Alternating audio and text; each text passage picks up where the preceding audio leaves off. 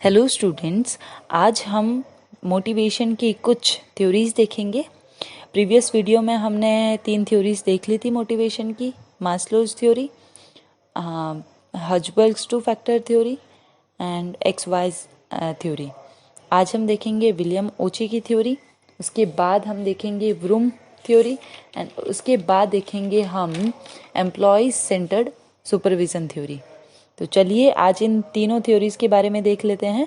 तो स्टार्ट करते हैं विलियम ओचीज थ्योरी। विलियम ओची जो कि एक प्रबंध शास्त्र के प्रोफेसर थे, उन्होंने एक बुक लिखी थी जिसका टाइटल था theory Z, how American business can meet the Japanese challenge. ये उनकी बुक का शीर्षक था। इस बुक में उन्होंने लिखा था कि कई अमेरिकी कंपनियों में ठीक वैसा ही प्रबंधकीय व्यवहार होता है जैसा कि जापानीज कंपनी वर्षों से कर रही है। उन्होंने ये पुस्तक कई अमेरिकी और जापानी कंपनियों के प्रबंधकीय व्यवहार का अध्ययन करने के बाद लिखी है। इस अध्ययन के बाद प्राप्त जो भी उनको कंक्लूजन मिले हैं उसको उन्होंने एक थ्योरी जेड के नाम से प्रेजेंट किया है। जिन अमेरिकी कंपनियों का उन्होंने अध्ययन किया है उनमें जेड ऑर्गेनाइजेशन नाम से संबोधित किया जाता है। इन कंपनियों में IBM, Hewlett Packard, Intel, P&G, instant Kodak आदि फेमस है। तो आइए, इस प्रकार स्पष्ट है कि जेड विचारधारा एक व्यापक प्रबंध की विचारधारा है जो कुछ अमेरिकी और जापानी कंपनियों के प्रबंध के व्यवहार के ऊपर विश्लेषण करने के बाद विलियम ओची ने प्रतिपादित की है। Theory Z of Ochi is a Dr. William Ochi is called Japanese management style popularized during the Asian economic boom of the 1980s. For Ochi's theory, Z focused on increasing employees' loyalty to the companies by providing a job for life with a strong focus on the well-being of the employees both on and off job. According to Ochi's theory, Z management tends to promote stable employment, high productivity and high employee morale and satisfaction. William Ochi developed the theory Z after making a comparative study of Japanese and American management practice. Theory Z is an integrated model of motivation. Theory Z suggests that large complex organizations are human systems and their effectiveness depends on quality of humanism used. A type Z organization has 3 major features: trust, substantially and intimacy. आइए अब हम इसके features देख लेते हैं कुछ theory Z के। Mutual trust होता है, फिर strong bond between organisation and employees. इस थ्योरी में बताया ये गया है कि कर्मचारियों के बीच में प्रबंध व्यवहार का अध्ययन और विश्लेषण किया गया है, तो ऑर्गेनाइजेशन और एम्प्लॉयज़ के बीच में स्ट्रॉन्ग बॉन्ड हो सकता है। फिर एम्प्लॉयज़ इन्वॉल्वमेंट होती है, इंटीग्रेटेड ऑर्गेनाइजेशन, कोऑर्डिनेशन बढ़ता है इससे। फिर इनफॉर्मल कंट्रोल सिस्टम, फॉर्मली हमको किसी को प्रेशराइज नहीं करना पड़ता है। फिर है ह्यूमन रिसोर्स डेवलपमेंट, के इसमें ये कहा गया है कि प्रबंधकों को अपनी अधीनस्थों की छिपी हुई क्षमता को पहचानने का प्रयास करना चाहिए, उन्हें उनकी इन क्षमताओं का विकास करने हेतु उचित प्रशिक्षण और प्रेरणा देनी चाहिए। फिर है हमारे के कुछ रिस्पॉन्सिबिलिटीज़ होती है कि ये विचारधारा इस बात पर बल देती है कि उत्तरदायित्व व्यक्तिगत आधार पर ही निर्धारित किए जाने चाहिए और कर्मचारी को स्वयं ही निर्णय करने का दायित्व होना चाहिए। तो इस तरह से हमारे इस जेड थ्योरी के कुछ फीचर्स थे। आइए अब हम इसके कुछ लिमिटेशंस भी देख लेते हैं। सबसे पहला है difficulty in lifelong service planning. Second है uniform culture is difficult. Third है डिफ़िकल्टी इन कॉरपोरेशन। फिर है हमारा कि डिफ़िकल्टी इन इम्प्लीमेंटेशन, के क्रियान्वयन में कठिनाई आ सकती है। फिर है कल्चरल डिफरेंसेस, सांस्कृतिक भिन्नताएं पाई जाती है हर अलग अलग कंट्रीज़ में। फिर है no complete solution to motivation problem, के अभिप्रेरणा की समस्याओं का पूर्ण समाधान नहीं मिल सकता है इस विचारधारा से। तो इन सभी आलोचना के उपरांत भी जो थ्योरी जेड है वो प्रबंधकों और संगठनों में काफ़ी प्रचलित रही है। तो इस तरह से ये थी हमारी विलियम ओची की थ्योरी जेड। आइए हम आगे अब पढ़ते हैं व्रूम्स एक्सपेक्टेंसी थ्योरी। व्रूम की आशा या उपेक्षा या प्रत्याशा विचारधारा। विक्टर व्रूम ने सन 1964 में इस अभिप्रेरणा की एक नई विचारधारा का विकास किया था, जिसे आशा या उपेक्षा या प्रत्याशा विचारधारा के नाम से जाना जाता है। इस विचारधारा का प्रचार प्रसार तब से होने लगा जब व्रूम की पुस्तक वर्क एंड मोटिवेशन को 1964 में पब्लिश किया गया। ये विचारधारा कहती है कि जो उस प्रक्रिया का वर्णन करती है, एक अभिप्रेरणा की प्रक्रिया विचारधारा है जो उस प्रक्रिया का वर्णन करती है जिसके माध्यम से आवश्यकताओं को व्यवहार आचरण में रूपांतरित किया जाता है। यह विचारधारा मास्लो, हसबर्ग और अन्य विचारधाराओं के समान आवश्यकताओं के जन्य के क्रम को स्पष्ट नहीं करती है, बल्कि ये विचारधारा ये स्पष्ट करती है कि किस प्रकार आवश्यकताएं लोगों के व्यवहार में रूपांतरित होती है और ये लोग कार्य के निष्पादन के प्रति अधिक गंभीर होते हैं। बाकी लोगों ने अब तक जितनी भी थ्योरीज आई है, हमने ये पढ़ा है कि कैसे लोगों की आवश्यकताओं को पहचाना जा सके और उन आवश्यकताओं की पूर्ति को लेकर हम मोटिवेट कर सकते हैं उन लोगों को। पर व्रूम ने थोड़ा सा डिफरेंट बताया है। व्रूम ने ये कहा है कि आप उन आवश्यकताओं को कैसे ढूंढ सकते हो। आपको आवश्यकताओं को नहीं ढूंढना, आपको क्या करना है कि आपको ये प्रोसेस देखनी है कि आवश्यकताओं से रूपांतरित कैसे होते हैं। आवश्यकताएं जो होती है, जो नीड्स होती है, उसको लोग कैसे एक्सेप्ट कर रहे हैं, उनसे लोग कैसे गंभीर रूप ली काम कर रहे हैं। तो ये आपको उसमें देखना है। Victor Vroom defines motivation as a process governing choice among alternative from voluntary activities, a process controlled by the individual. The individual makes choice based on the estimated how well the expected result of the given behavior are going to match up with or eventually lead to the desired results. कि प्रत्येक कर्मचारी किसी कार्य को करने हेतु तब अभिप्रेरित होता है जब उसे इस आशा या अपेक्षा में विश्वास हो कि कार्य से उसे अपेक्षित आवश्यकताएं पूरी हो जाएगी। ये विचारधारा मुख्य रूप से कुछ आधारित है कि इस धारणा पर आधारित है कि प्रत्येक व्यक्ति जो है, कर्मचारी है, वो विवेकशील होता है। तो इस तरह से ये हमारी थी vroom expectancy theory. Assume that behavior results from the conscientious choice among alternatives whose purpose it is to maximum pleasure and minimize pain. From expectancy theory. Together with Edward Loyer and Lyman Potter, Victor Vroom suggested that the relationship between people's behavior at work and their goals was not as simple as was the first imagined by the other scientists. Vroom realized that an employee's performance is based on individual factors such as a personality, skills, knowledge, experience, abilities. The theory suggests that although individual may have different set of the goal, they can be motivated if they believe that there is a positive correlation between efforts and performance. Favorable performance will result in a desirable rewards. The reward will satisfy an important needs. The desire to satisfy the needs is strong enough to make the effort worthwhile. अब हम इसके vroom expectancy theory के कुछ की components दे रखे हैं, उनको हम पढ़ेंगे कि क्या है हमारे की components. The expectancy theory states the employee's motivation is the outcome of how much an individual wants a reward, whereas the assessment that the likelihood that the effort will lead to expected performance and the belief that the performance will lead the rewards.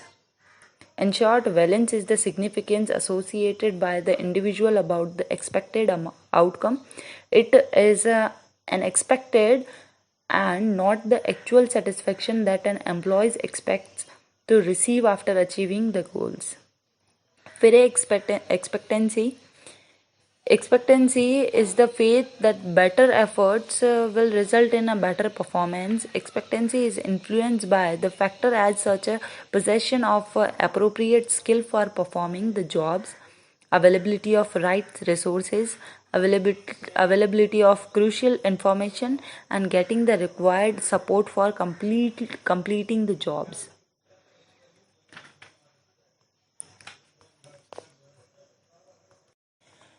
Then next, instrumentality is the faith that if you perform well, then a valid outcome will be there. Instrumentality is affected by factors such as a belief in the people who decide, who receive that what outcome, that simplicity of the process deciding who gets what outcome, and clarity of relationship between performance and outcomes. Thus, the expectancy theory concentrated on the following three relationships. First is effort performance relationship. What is the likelihood that the individual efforts will be recognized in his performance appraisal? Second one, performance reward relationship. It's talk about the extent to which the employees believe that the getting a good performance appraisal lead to organizational rewards. Third one is reward personal goal relationship. It is all about the attractiveness or appeal of the potential reward to the individual.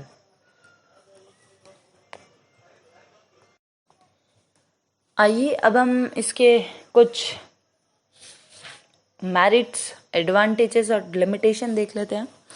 Advantages में first है, it based on a self interest individual who wants to achieve maximum satisfaction and who wants to minimize dissatisfaction. This theory stress upon this expectation and perceptions. What is real and actual is immaterial. Third, it emphasizes on rewards or payoffs. Fourth is it focus on psychological extravagance where final objective of individual is to attain maximum pleasure or least pain. उसके बाद हम देख लेते हैं इसकी limitation.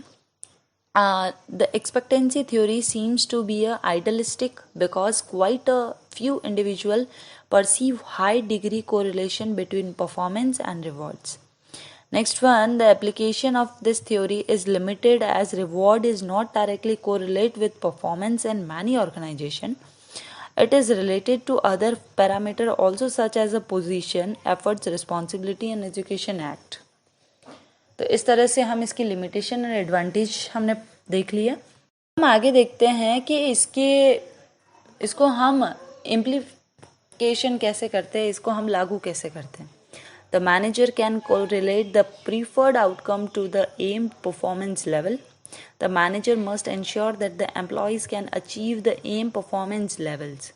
The deserving employees must be rewarded for their exceptional performance.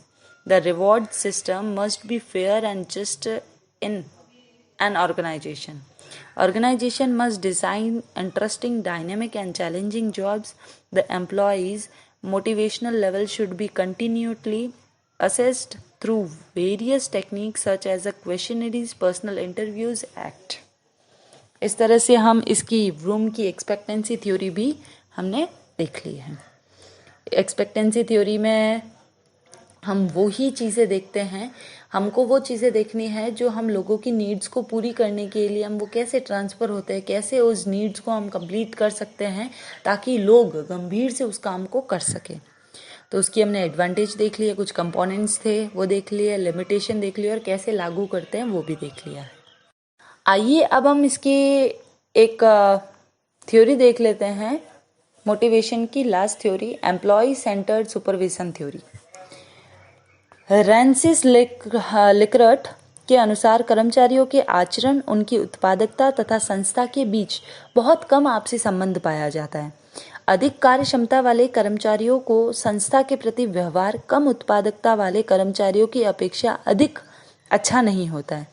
रैंसिस का यह मत है कि कर्मचारियों को प्राप्त होने वाला पर्यवेक्षण उसकी उत्पादकता और संतुष्टि दोनों को ही प्रभावित करता है. एक कर्मचारी यह अनुभव करता है कि उसका जो सेवा योजक उसे मशीन के पुर्जे के समान समझता है. सेवा योजक उसमें रुचि रखता है, उनकी समस्याओं को सुनता है और मशीन के पुर्जे के समान जब वो समझता है तो उसकी जो उत्पादकता होती है वो कम हो जाती है। किंतु जब एक कर्मचारी ये अनुभव करे कि उसका जो सेवा योजक है यानी एम्प्लॉयर जो है वो उसमें इंटरेस्ट रख रहा है, वो उसकी काम को देख रहा है, तो वो जो एम्प्लॉय होगा वो अपनी समस्याओं को अपने एम्प्लॉयज़ तक भेजेगा, अपने एम्प्लॉयज़ के साथ वो अपने भविष्य और वेलफेयर के बारे में बात करेगा, जिससे उसकी कार्यक्षमता में बढ़ोतरी होगी। लिकरट का ये सुझाव है कि कर्मचारियों को अभिप्रेरित करने के लिए कोई जॉब सेंटर्ड होना ज़रूरी नहीं है। हमेशा अगर आपको कर्मचारी को मोटिवेट करना है तो आप एम्प्लॉय सेंटर्ड बनो, यानी कर्मचारियों को केंद्रित बनाकर अपने काम को निकलवाओ उनसे। आप कर्मचारियों को संतुष्ट करो, कर्मचारियों को ऐसा फील करवाओ कि वो आपकी इस ऑर्गेनाइजेशन का एक पार्ट है और वो भी बहुत इम्पॉर्टेंट, जिसकी वजह से ऑर्गेनाइजेशन चल रहा है। तो आप कर्मचारी को ऐसा फील करवाने पर कर्मचारी आपको समस्याएं बताएंगे और कर्मचारी अच्छे से काम कर पाएगा। The management theory of Rensis Likert brought a new dimension of organizational development theory. The Likert system made it possible to quantify the result of all the work various theorists had been doing with the group dynamics. Likert theory also facilitates the measurement of the soft areas of management such as trust and communication. तो इस तरह से हमारे employee centre supervision theory I hope आपको समझ आ गई है। Short में वापस से बता रही हूँ कि कर्मचारी केंद्रित पर्यवेक्षक न केवल कर्मचारियों के वर्तमान कार्यों के लिए प्रशिक्षण देता है, अपितु वह आगे उच्च कार्य के लिए भी प्रशिक्षण देता है। यानी कि जब भी लिकरट जी का मानना यह है कि जब भी एक कर्मचारी को मोटिवेट करना है, अभिप्रेरित करना है, तो उस कर्मचारी की नीड्स को मत देखो, उस कर्मचारी की आवश्यकताओं को मत देखो। वो कर्मचारी क्या चाहता है, वो कैसे काम करना चाहता है, कैसे वो सुझाव दे सकता है, उसके सुझाव को क्या आप मद्देनजर रखते हुए आप अपने सुझावों के साथ काम करते हो या नहीं। तो ये सारी चीज़ें आपको एक आपके जो एम्प्लॉय है उसको सेल्फ सेंटर्ड बनाती है। एम्प्लॉय ये सोचता है कि अगर कोई काम कर रहा है, एम्प्लॉयर के साथ काम कर रहा है, इसका मतलब ये है कि एम्प्लॉयर, उसको ऐसा फील होना चाहिए कि एम्प्लॉयर उसको महत्व दे रहा है और एम्प्लॉयर उसकी बात को समझ रहा है, उसकी समस्या को सुलझा रहा है। तो इसी के साथ आज हमने 3 थ्योरीज कर ली है। Employee self centred supervision theory, फिर हमने करी ब्रूम थ्योरी, फिर हमने करी है विलियम ओची की जेड थ्योरी। तो आज की क्लास हम यहीं ख़त्म करते हैं। Thank you.